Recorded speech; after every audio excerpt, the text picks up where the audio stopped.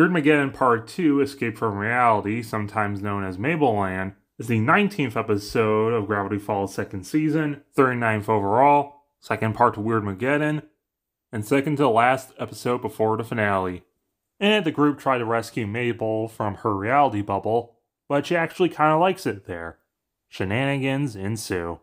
It's apparently day 4 of Weirdmageddon, which is a little weird because, given later, Soos says he's been eating nothing but his hat for 3 days, and Mabel says, been in the bubble for a week. And I guess time is dead, so this clip is very appropriate. Space is warped and time is bendable. The old-timey seller guy holds a sign saying the end is nigh.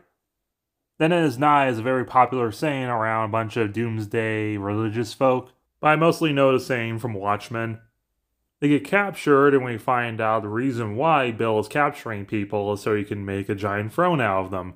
See if you can guess all the characters. Biblically accurate angel. Bill wants to take Weirdmageddon worldwide, but there's a little bubble force field around Gravity Falls preventing him from leaving. But enough of that storyline, we won't pick it up for a while. As we cut into Mabel's bubble, and the group finds out it looks exactly what you would think a Mabel-inspired world would look like. Like if Lisa Frank grew up in McDonaldland. Soos calls this new world shining, shimmering, splendid, which is a reference to Aladdin. We see the dolphin thing and the giant dogs from Mabel's fantasy and the inconveniencing. The kid in the sign, yes, definitely, absolutely, from Tourist Trap. A couple of her sweaters flying around. The giant star thing from Little Gift Shop of Horror. Giant waddles. Some Club Penguin penguins, Ducktective, and the dog playing basketball from her sweater in Irrational Treasures. And of course, the Dream Guys. The group finds Mabel, and yeah, she's living her fantasy. She's loving it. Here, the sun shines all day, the party never ends, and now that you guys are here, it's finally perfect. What, you don't want Stan and/or Ford here? She also created her own dipper called Dippy Fresh. Dippy Fresh is your stereotypically cool 90s version of Dipper, directly inspired by Kid Vid from the Burger King Kids Club. There exists a storyboard, but I'm not sure if it was meant to be in the actual episode, of Dipper snapping Dippy Fresh's neck. The fantasy bubble also works for everyone else, as Soos gets to meet what he thinks his dad looks like, a luchador wrestler. And Wendy just gets to hang out with her friends, minus Robbie, as she gets to drive a monster truck through the high school and shoot fireworks.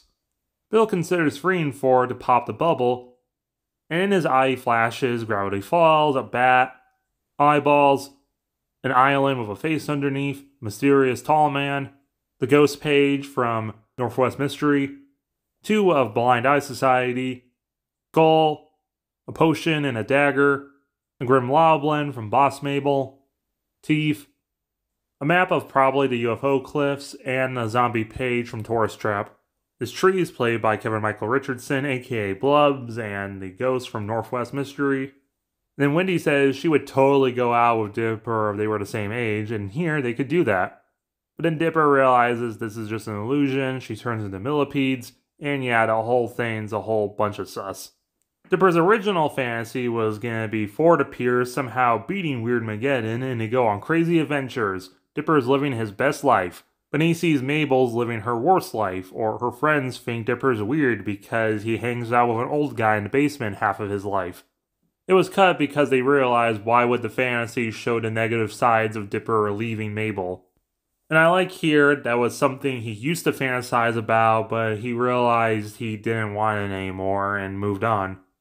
You see several times from Boy Crazy, all of them are played by Alex Hirsch this time, but then Dipper gets tackled for referencing reality and put on trial. All the yarn here is live action yarn, and I kind of like the statue of Mabel standing kind of like Nathaniel Northwest. In the case of reality versus fantasy, in the crowd we also see some of Hoo Ha Jamboree guys, and a Chippy Stan, I guess he did get to be in the fantasy.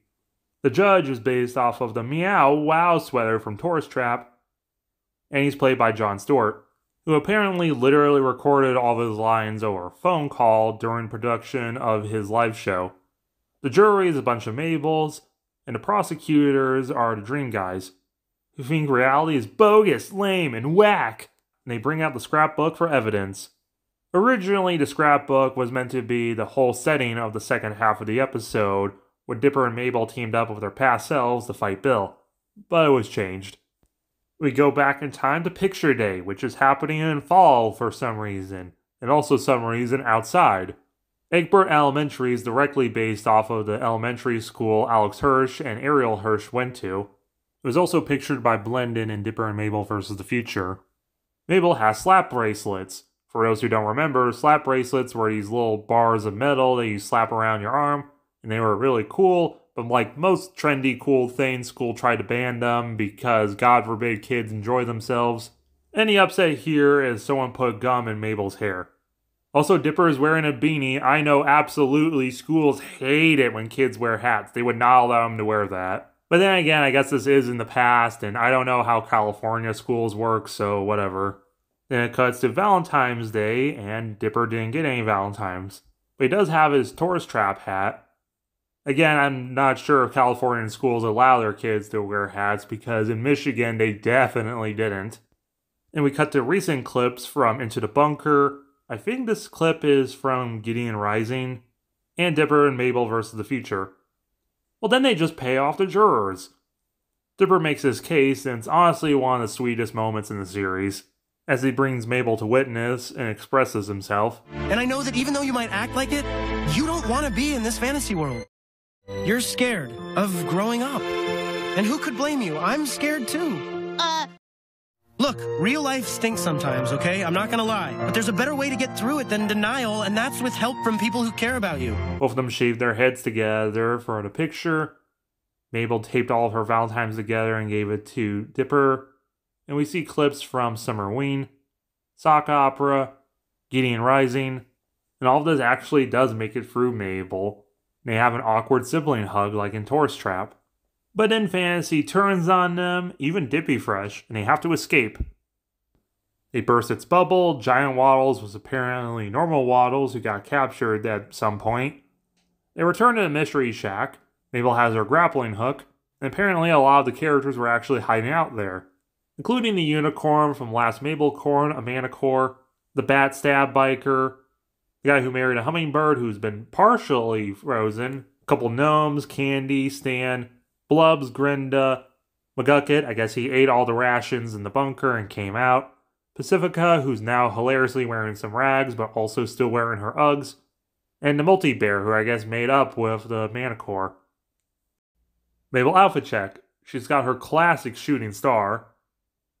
The jurors are wearing the rainbow sweater from Love God, the burger and fry sweater from Boss Mabel, the yarn sweater from Bottomless Pit, the heart with sunglasses from Gobblewonker, the teal with Strawberry, Headhunters, the yellow sweater with, we don't really see it, but the watermelon one from Bottomless Pit. They all are wearing the same red headband, which is part of their clothes I don't really bring up a lot. The heart and watermelon sweater were also flying around earlier with the star sweater from Boy Crazy. Technically, she doesn't wear it. On the rules tapestry, we see a really cute purple sweater with a crown on it and cyan skirt and headband. Not counting clips from past episodes, younger Mabel has a pink shirt with a pan flag on it, matched with a light purple skirt and hot pink shoes. Then this younger Mabel with a top knot is wearing a pink polo.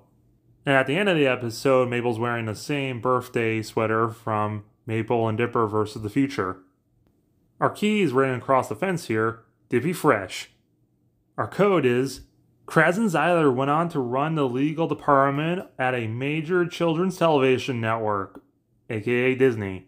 And yes, they are real apparently. Our page is, when one gets trapped inside the past, dreams can turn to nightmares fast. This is a great episode. I love seeing the tributes to the past episodes. I love seeing the creativity of Mabelland. I love seeing Dipper and Mabel being siblings. I love seeing Mabel coming to grips with reality and escaping fantasy. And overall, I love Gravity Falls.